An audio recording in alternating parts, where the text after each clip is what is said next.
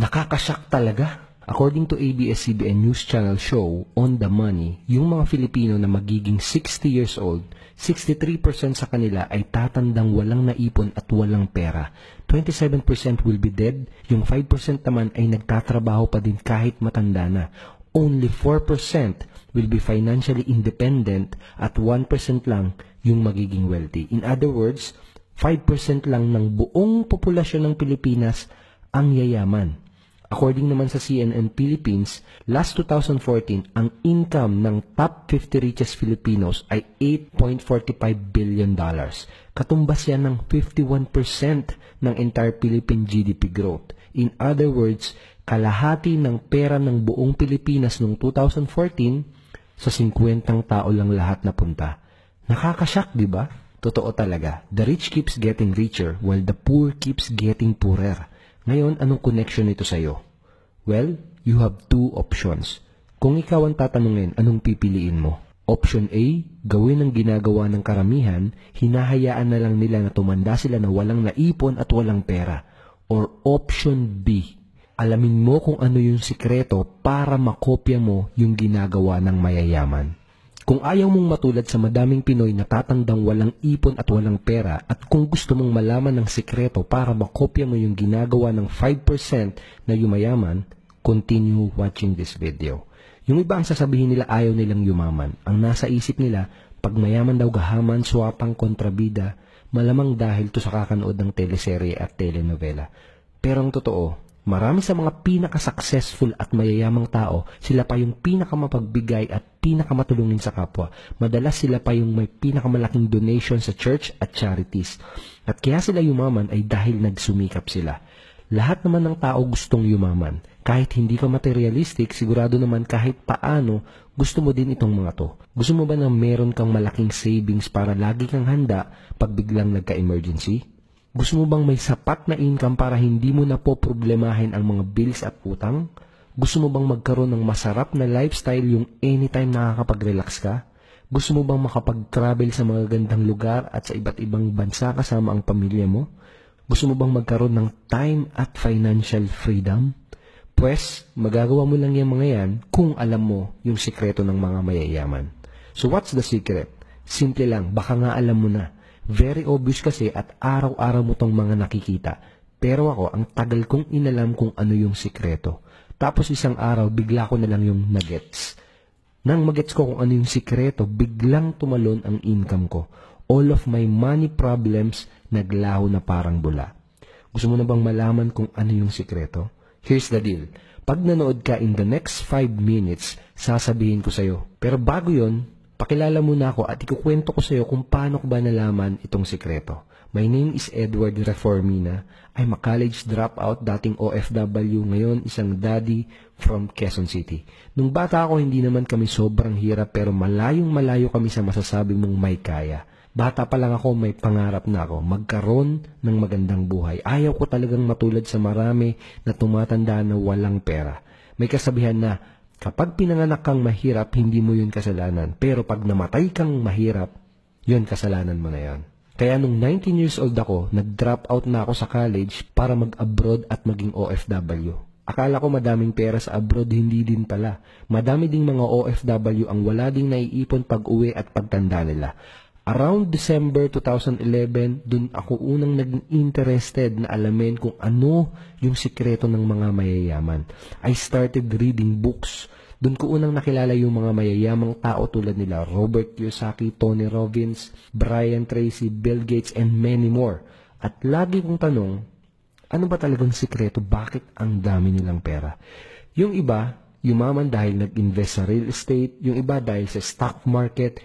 Pero ang nag-iisang pinaka-common sa mga tao na to ay meron silang mga negosyo. They have their own business. Yun yung simpleng sikreto. Nang malaman ko yun, na-realize ko, oo nga no, lahat ng mga pinakamayayamang tao, pati na yung nasa top 50 richest Filipinos gaya nila Henry C., John Gokong Wei, Lucio Tan, Jaime Sobel de Ayala, etc. Di ba lahat sila mga negosyante? Di ba lahat sila may mga business? Kailangan ko na ding magnegosyo, sabi ko. Kaso nga lang may problema. Paano ako magnenegosyo? Wala naman akong kaalam-alam sa pagnenegosyo. Paano ako magnenegosyo? Wala naman akong malaking puhunan. Dalawa lang ang meron ako. Meron akong pangarap at meron akong determinasyon. Kaya ginawa ko, ginamit ko tong dalawa na to para makapagsimula. Now, kung meron ka ding pangarap at determinado ka ding yumaman, tuloy mo lang ang panonood mo dahil ipapakita ko sa iyo kung paano mo magagaya yung ginagawa ko at paano mo magagamit ang negosyo ko para ikaw mismo ay kumita ng 1,000, 2,000, 7,000 and up to 11,000 pesos commission araw-araw. Tingin mo okay ba kapag kumikita ka na ng extra 2,000, 7,000 or more every single day? Ang maganda, hindi mo kailangan ng kahit anong business background, hindi mo kailangan ng kahit anong technical skills, hindi mo kailangan ng maraming oras, hindi mo kailangan ng malaking kapital, at kahit nasa bahay ka lang magagawa mo to. Okay, di ba? Balik tayo sa kwento ko. After kong mag-fail sa unang negosyong sinubukan ko, nagtinda ako ng siomai, siopaw at noodles, may napanood akong isang video sa internet. At nalaman ko dun sa video na yon na pwede ka palang magkaroon ng business na 100% nag-ooperate sa internet. Online business na malaki ang potential income na pwede mong patakbuhin kahit nasa bahay ka lang o kahit nasaan ka pa. Gamit yung mismong cellphone na gamit mo, gamit yung laptop or computer na ginagamit mo. And I became very interested. Sabi ko, wow! Talaga? Sa internet lang, sa bahay lang, tapos malaki ang potential income? Kaya ang ginawa ko, sumubok ako. Noong una, inaral ko paano magpadala ng email, paano gumawa ng website. Tapos, eventually, natutunan ko din kung paano gumawa ng online business systems. Noong una, nakakabenta ako pa isa-isa lang. Pero eventually, biglang pumutok ang negosyo ko and my business started earning 500,000 in a month, 1 million in a month, and then 3 million pesos in just 1 month, yung pinaka-best month ko. Palaki lang ng palaki ang income ko kahit ako di nakapaniwala. Wala na akong regular job at wala na akong boss na nag-uutos sa akin. Di na ulit ako bumalik sa abroad. Nabibili ko yung mga bagay na gusto ko. Marami akong oras at kasama ko palagi ang pamilya kong mamasyal sa mga gandang lugar. At ang pinaka nakakatuwa, nakakapagturo at nakakatulong na din ako sa iba. May mga trainings at seminars kung saan nagtuturo ako sa iba kung paano yung ginagawa ko. We now have the biggest community of Filipino online entrepreneurs. At nakapagbayad na din ng mga company ko ng milyong-milyong commissions sa mga partners namin na nasa iba't ibang parte ng Pilipinas, pati nasa abroad. Pero lahat ng yan nagsimula dahil sumubok ako at nag-decide akong magnegosyo. Ngayon baka iniisip mong, okay yan sa'yo Edward, good for you, ikaw na.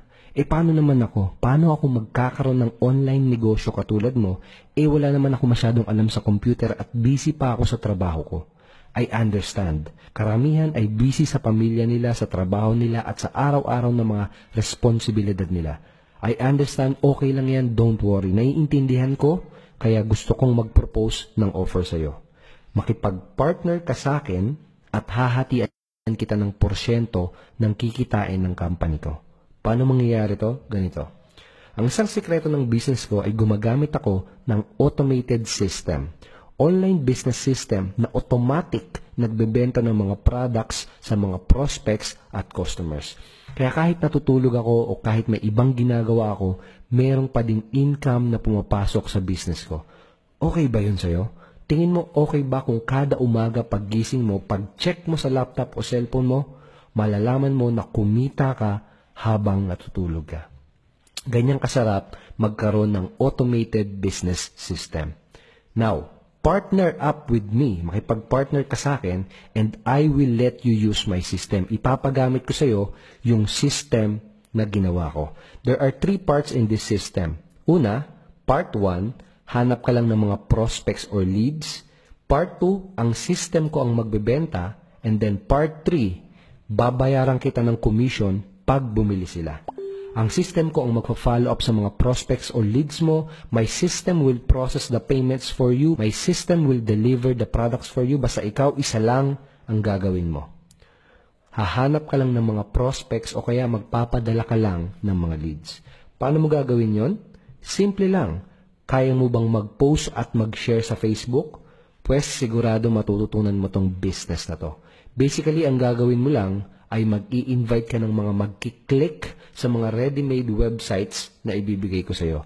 So, magkano ang ibabayad ko sa'yo? Depende sa bibilin ng mga ipapadala mong prospects. You can earn 1,000, 2,000, and even up to 11,000 pesos for each sales. Sa tingin mo, okay ba kung araw-araw kumikita ka ng additional 2,000, 7,000, or up to 11,000 pesos? Malaking tulong ba yun sa iyo at sa pamilya mo? Ang tawag ko dito sa system na to ay Ascending Profit System or APS for short. We pay our partners somewhere around 35% up to 50%. Minsan naabot pa ng hanggang 21,000 pesos ang kikitain mo mula sa isang customer. Ang laki ng commissions, di ba? At isa lang ang gagawin mo. Magpapadala ka lang ng mga leads or magpapapunta ka ng mga tao sa ready-made websites na ibibigay ko sa iyo. Maghahanap ka lang ng mga prospects or magpapapunta ka lang ng mga tao sa mga ready-made websites na ibibigay ko sa iyo. My system will do the selling, the follow-up, the product delivery, everything. Tapos, hahatian kita ng commission pag bumili sila. Marunong ka namang mag-post at mag-share sa Facebook, di ba? Promise, kaya mo ding magsimula at aralin itong business na to.